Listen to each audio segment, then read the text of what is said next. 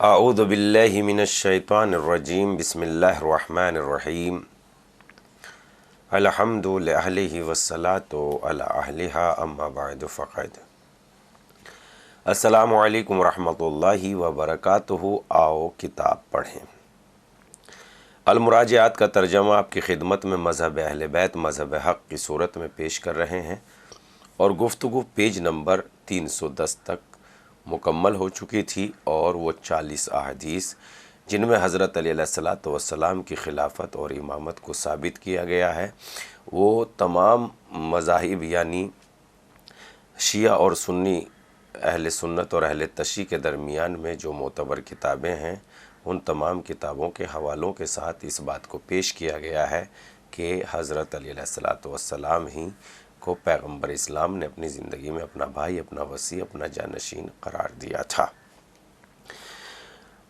تو ان کے جواب میں پیج نمبر 311 پر یعنی مکتوب نمبر 25 خط نمبر 25 کی صورت میں پھر سوال کی صورت میں ایک خط آتا ہے سلیم البشری کی طرف سے۔ وہ تحریر کرتے ہیں مکتوب نمبر 25 امیر المومنین کے فضائل کا اعتراف و اقرار۔ کہتے ہیں کہ احمد بن حنبل فرماتے ہیں کہ حضرت علی کی شان میں جتنی آیتیں اور حدیثیں وارد ہوئی ہیں اتنی کسی اور صحابی پیغمبر کے متعلق نہیں ہیں۔ ابن عباس فرماتے ہیں کہ کتاب الہی کی آیات جتنی حضرت علی کے متعلق نازل ہوئی اتنی کسی اور کے متعلق نہیں۔ پھر دوسری مرتبہ فرمایا حضرت علی کی شان میں 300 آیتیں نازل ہوئی ہیں، اور تیسری مرتبہ فرماتے ہیں جس جس مقام پر خداوند عالم نے یا ایھا الذین آمنوا فرمایا وہاں راس و رئیس حضرت علی علیہ السلام ہی ہیں۔ خداوند عالم نے اکثر و بیشتر مقامات پر صحابہ پیغمبر پر عطا فرمایا، مگر حضرت علی کا ذکر ہمیشہ اچھائی کے ساتھ کیا۔ عبداللہ بن عیاش بن ابی ربیعہ کہتے ہیں کہ حضرت علی کو علم میں پوری گہرائی حاصل تھی۔ آپ سب سے پہلے ایمان و اسلام لائے، اور رسول اللہ کی دامادی کا شرف آپ ہی کو حاصل تھا۔ احادیث سمجھنے کی مکمل صلاحیت آپ ہی میں تھی۔ میدان جنگ میں بہادری و شجاعت حاصل تھی، بذل و عطا میں نظیر نہیں رکھتے تھے۔ احمد ابن حنبل سے علی و معاویہ کے متعلق پوچھا گیا تو جواب دیا کہ علی کے بہت دشمن تھے۔ ان دشمنوں نے بڑی کوشش کی کہ علی میں کوئی عیب نکل آئے، لیکن ڈھونڈنے سے بھی کوئی عیب نہ ملا تو مجبوراً وہ ایک ایسے شخص کی طرف مائل ہوئے جس نے علی سے جنگ و جدال کیا۔ انہوں نے علی کی شان گھٹانے اور دنیا والوں کو دھوکے میں ڈالنے کے لیے چال چلی اور اس کی بے انتہا مدح سرائی کی، اس کی مدح میں خوب مبالغے کیے۔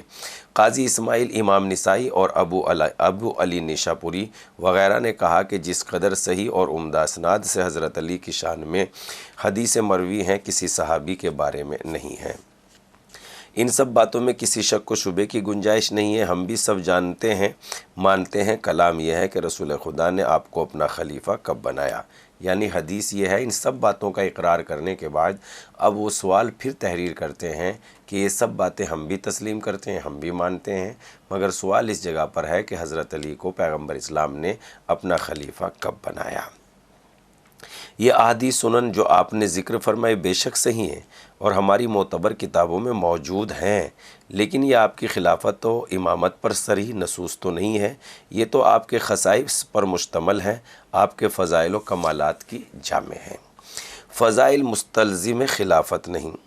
ہم خود کہتے ہیں کہ آپ کے فضائل بے حد و حساب ہیں، دفتروں میں نہیں سما سکتے۔ ہم یہ بھی ایمان رکھتے ہیں کہ امیر المومنین نے ان تمام فضائل و مناقب کے اہل تھے، بلکہ اس سے بھی زیادہ کے سزاوار تھے۔ یہ بھی درست ہے کہ ان احادیث و سنن میں آپ کے مستحق خلافت ہونے کی طرف اشارہ بھی موجود ہے، لیکن مستحق خلافت ہونے سے کب لازم آتا ہے کہ رسول اللہ نے آپ کو اپنا خلیفہ و جانشین بنایا ہے۔ جواب مکتوب یعنی 25ویں خط کا جواب۔ امیر المومنین کے فضائل سے آپ کی خلافت پر استدلال۔ آپ ایسے بافہم، صاحب نظر، کلام کے محل و موقع سے واقف، مطالب و معنی سے باخبر، رسول خدا اور آپ کی حکمت بالغہ اور نبوت خاتمہ کے معترف، اعتراف رکھنے والے، حضرت کی رفتار و گفتار کی قدر و منزلت جاننے والے، جس کا ایمان ہو اس پر کہ رسول خدا کی ہر جنبش لب و زبان ترجمان وحی ہوتی تھی، ایسے شخص سے ان سنن و احادیث کے معنی و مطالب پوشیدہ تو نہیں رہنے چاہیے اور لوازم عقلی و عرفی مخفی تو نہیں ہوں گے۔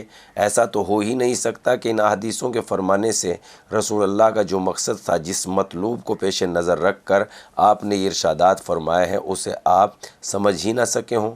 آپ جو عرب کے نزدیک مسلم الثبوت حیثیت رکھتے ہیں، ایسے بے خبر تو نہ ہوں گے کہ ان سنن و احادیث سے حضرت علی کا درجہ و مرتبہ ثابت ہوتا ہے، جو سوائے جانشین پیغمبر کے کسی اور کا ہو ہی نہیں سکتا۔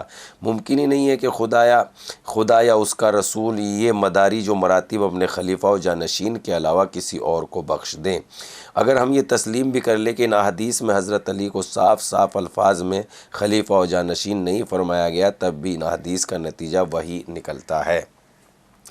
حضرت کی ذات گرامی بلند و بالا ہے، اس سے آپ مدارج رفیع بجز اپنے وسیع و جانشین کے کسی اور کو مرحمت فرمائیں۔ علاوہ اس کے کہ اگر آپ ان تمام احادیث کو جو خاص کر حضرت علی کی شان میں وارد ہوئی ہیں گہری نظر سے دیکھیں اور انصاف کی نظر سے ملاحظہ فرمائیں، تو آپ کو نظر آئے گا کہ وہ سب کی سب سوا معدود چند کے سری طور پر آپ کی امامت ثابت کرتی ہے۔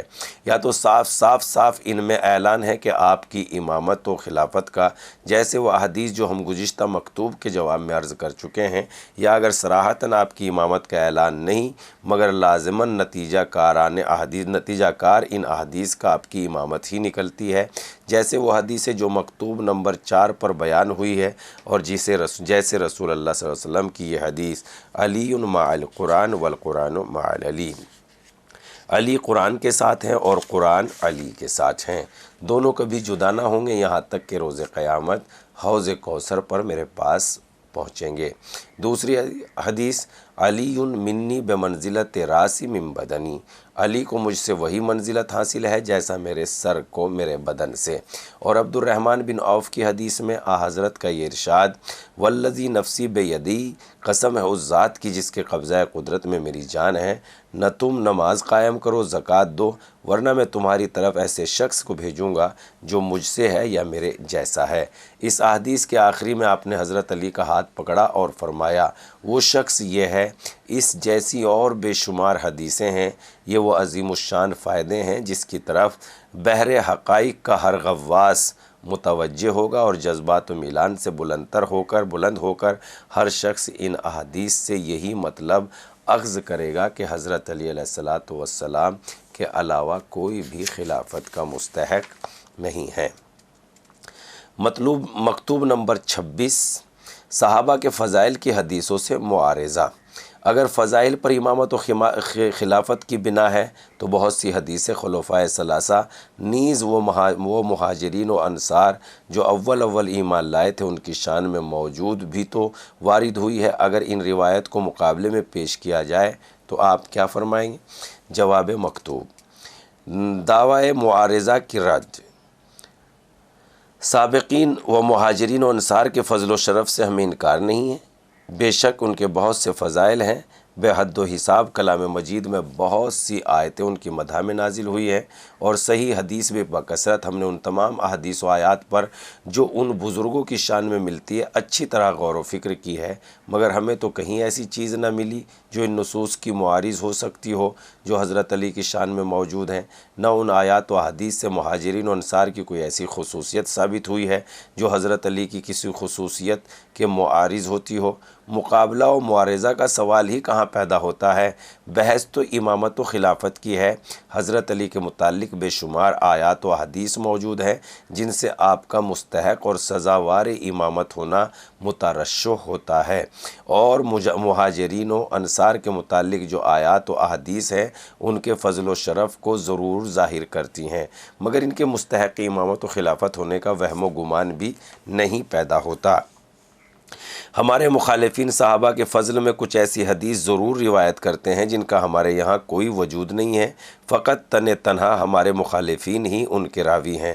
تو ایسی حدیثوں کو ہمارے مقابلے میں پیش کرنا دعویٰ بلا دلیل ہے، جس کی توقع کٹ حجتی اور ہٹ دھرمی کرنے والے سے ہو سکتی ہے۔ ایسی روایتیں جو صرف مخالف کے نزدیک معتبر ہوں، ہمارے یہاں ان کا کوئی وجود نہ ہو، ہمارے نزدیک قابل اعتبار نہیں اور نہ ہم ان روایتوں کے ماننے پر تیار ہیں۔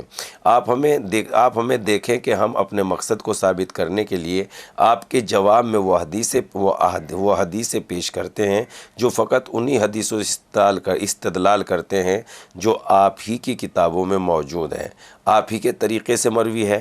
ایسی حدیثیں کبھی پیش نہ کی ہوں گی جو ہمارے یہاں پائی جاتی ہیں اور آپ کے یہاں نہیں، جیسے غدیر یا اس جیسی دیگر حدیثیں ان کے بیان سے آپ کی کتابیں بھری پڑی ہیں۔ علاوہ اس کے کہ ہم نے اس پہلو کو بھی نہ چھوڑا، ہم نے ان حدیثوں کو بھی چھان بین کی جو مہاجرین و انصار کے فضائل پر مشتمل ہے اور جسے فقط آپ ہی لوگوں نے درج کیا ہے، ہمارے یہاں ان کا کوئی وجود نہیں ہے، مگر باوجود تلاش جستجو کے بھی کوئی حدیث نہ ملی جو ان حدیث کی معارض ہو سکتی ہو۔ امیر المومنین کے متعلق وارد ہوئی معارض ہمیں کوئی حدیث بھی ایسی نہیں ملی جس سے ان حضرات کے استحقاق امامت و خلافت کا ذہن میں خطور تک پیدا ہوتا ہو۔ یہی وجہ ہے کہ آج تک آپ سے کسی شخص نے بھی خلفائے ثلاثہ کی خلافت کو صحیح ثابت کرنے کے لیے ان روایات سے کام نہیں لیا اور ان روایات کی طرف کسی نے توجہ نہیں دی۔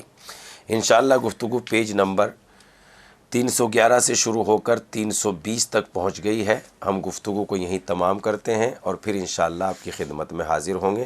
پہنچاتے رہیے ہماری اس گفتگو کو دوسروں تک۔ خدا حافظ۔